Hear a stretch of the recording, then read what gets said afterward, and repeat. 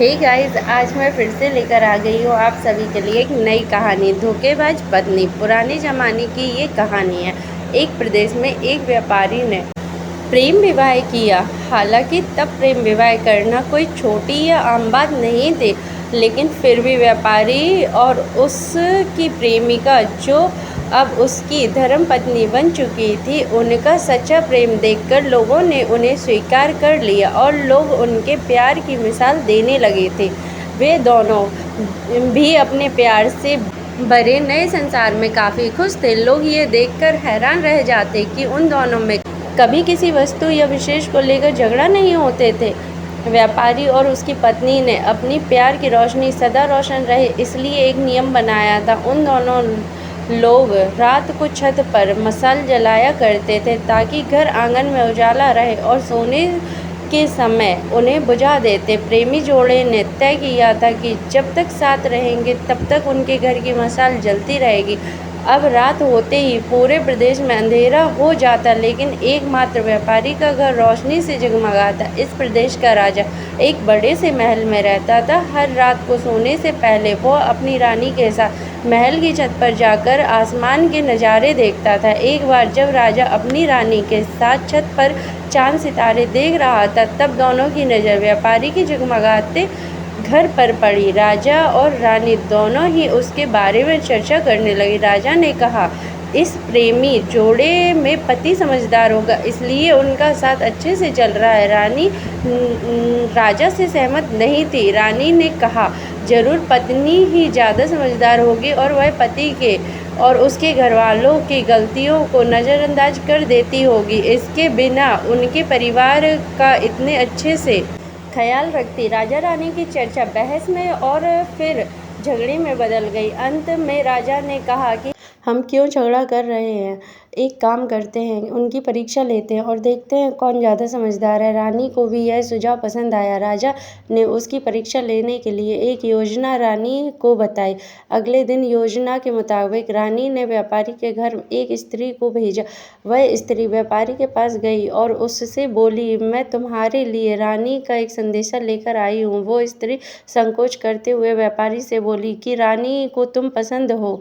अगर तुम अपनी पत्नी को छोड़ दो या उसकी हत्या कर दो तो रानी तुमसे शादी के लिए तैयार है। महिला की बात सुनकर व्यापारी को गुस्सा आ गया, लेकिन उसने अपने गुस्से पर काबू रखते हुए उस महिला से कहा, ऐसी हजारों रानियां भी आ जाएं, तब भी मैं अपनी पत्नी को धोखा नहीं देने वाला। तुम मेरी तरफ से रानी से माफ़ी मांग लेना और कहना ऐसे प्रस्ताव दोबारा ना भेजें।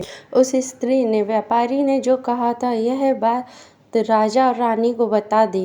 व्यापारी के ऐसे जवाब सुनकर राजा खुश हो गया, क्योंकि राजा जैसा सोचता था व्यापारी उतना ही समझदार निकला। अब व्यापारी की पत्नी की परीक्षा की बारी थी। राजा ने एक आदमी को उसके पास भेजा। आदमी ने व्यापारी की पत्नी से कहा, राजा को तुम पसंद आ गई हो। राजा ने कहा है, अगर तुम अपने पति को मार देती हो तो वो तुम्हें अपनी रानी बना लेंगे। आदमी की बात सुनकर पहले तो व्यापारी की पत्नी कुछ नहीं बोली। जब आदमी वहां से जाने लगा तब पीछे से व्यापारी की पत्नी ने कहा कि आज रात को जब मशाल बुझ जाएगी तो समझ लेना कि मैंने अपने पति की हत्या कर दी है। राजा के आदमी ने इस घटना का वर्णन राजा और रानी के सामने जाकर किया। राजा को व्यापारी की पत्नी पर काफ़ी गुस्सा आया, लेकिन रानी ने राजा से कहा कि वह सिर्फ ऐसा कह सकती है, कर नहीं सकती। आखिर वह उसकी पत्नी है और प्रेमिका भी। राजा ने तय किया कि व्यापारी को खतरे में नहीं डालना चाहिए, इसलिए राजा ने अपने कुछ सिपाहियों को आदेश देकर उसके घर के पास खड़ा रहने के लिए कहा। राजा ने उसको समझाया कि जैसा व्यापारी के घर की मशाल बुझे तो तुरंत उसके घर में घुस जाना और व्यापारी को बचा लेना। रात होते ही राजा और रानी अपने महल की छत पर आकर व्यापारी के घर की तरफ देखने लगे। आधी रात हो गई, लेकिन कुछ भी नहीं हुआ। रानी राजा से कहने लगी, देखो, कहती थी ना कि वो सिर्फ कह रही है, ऐसा कर नहीं सकती। रानी के ये शब्द कहे थे कि राजा ने देखा कि व्यापारी व्यापारी के घर की मशाल बुझ चुकी। राजा को व्यापारी की चिंता होने लगी। थोड़ी देर बाद राजा के कहे मुताबिक सिपाही उसकी सुरक्षा के लिए वहां खड़े थे। राजा के पास आए और उन्होंने राजा को व्यापारी की मौत की खबर सुनाई। राजा ने कहा, तुम्हारे होते हुए व्यापारी मर कैसे सकता है? सिपाहियों ने कहा कि उसकी पत्नी ने दिन में ही जहर दे दिया था और रात को पति मर गया। बाद में उसके घर की मशाल बुझी। हम इसलिए कुछ नहीं कर पाए। राजा को इस घटना से न सिर्फ व्यापारी की पत्नी बल्कि पूरी औरत जात से नफरत हो गई। व्यापारी की पत्नी की बेवफाई के विचार उसे पूरी रात आते रहे। राजा उस रात 1 मिनट भी नहीं सो पाए। राजा को इस बात का काफी पश्चाताप हुआ कि उसकी वजह से व्यापारी को अपनी जान गंवानी पड़ी। सवेरे राजा ने अपने मंत्री को बुलाया और उसे आदेश दिया कि मैं शिकार करने जा रहा हूँ, तब तक मैं लौटूं इस प्रदेश की सभी महिलाओं का गला काटकर मार देना। राजा का ऐसा आदेश सुनकर मंत्री ने राजा को काफी समझाने की कोशिश की, लेकिन राजा उसकी एक भी बात सुनने को तैयार नहीं था और राजा उसे धमकी दे कर गया, अगर तुमने यह काम पूरा नहीं किया तो पहले मैं तुम्हें मौत की सजा दूंगा। और राजा के शिकार पर जाने के बाद मंत्री काफी चिंता में डूब गया। जब मंत्री को कुछ भी नहीं समझ आ रहा था तो मंत्री सीधे अपने पिता के घर गया, जो पहले राजा के पिता के मंत्री हुआ करते थे और काफी समझदार थे। मंत्री ने अपने पिता को सारी बात बताई। बेटे की बात सुनने के बाद उसके पिता ने उससे कहा कि सबसे पहले तुम कहीं जाकर छुप जाओ, क्योंकि राजा जब लौटेंगे और देखेंगे कि तुमने उनका हुक्म पूरा नहीं किया तो वह तुम्हें सजा देंगे। मैं देखता हूँ किस तरह से राजा को समझाता हूँ।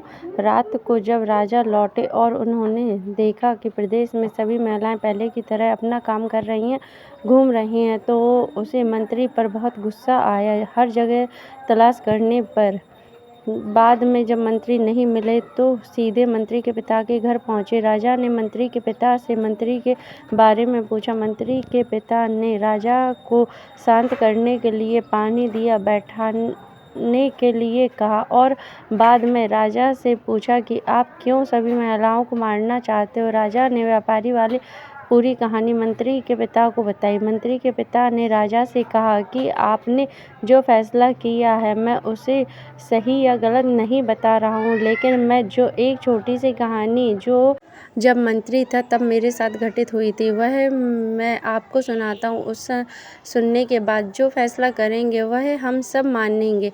मंत्री के पिता ने कहा, एक दिन मैं जंगल से गुजर रहा था। अचानक एक नकाबपोश घोड़े पर आया और मुझे बंदी बनाकर घसीटते हुए कब्रिस्तान ले गया। वह मुझे एक कब्र के पास लेकर आया और एक सरकटा आदमी उस कब्र में था। उस नकाबपोश ने मुझे उसमें मिट्टी डालने के लिए कहा। जब मैंने कब्र को पूरी तरह से मिट्टी से ढक दिया तब उसने मुझे बाजू में एक कब्र खोदने के लिए कहा। मुझे लगा यह दूसरी कब्र मेरे लिए ही खुद रही है। कब्र पूरी तरह तैयार होने के बाद उस नकाबपोश ने अपना चेहरे से नकाब हटाया तो मैं देखकर चौंक गया, क्योंकि वह बहुत ही सुंदर महिला थी। उसने मुझे कहा कि डरो मत, ये कब्र तुम्हारे लिए नहीं बल्कि ये मेरे खुद के लिए है। अभी अभी जो तुमने इस सरकटे आदमी को दफनाया वह एक राजकुमार है, जिसने मुझे पाने के लिए मेरे पति की हत्या कर दी और मैंने बदला लेने के लिए उसे मार दिया। मैं अपने पति से बहुत ज़्यादा प्रेम करती हूँ, इसलिए मैं इस जन्म में जिंदा नहीं रहना चाहती। उनके कब्र के बाजू में मैं मर कर दफन होना चाहती हूँ ताकि अगले जन्म में उनसे मिल सकूँ।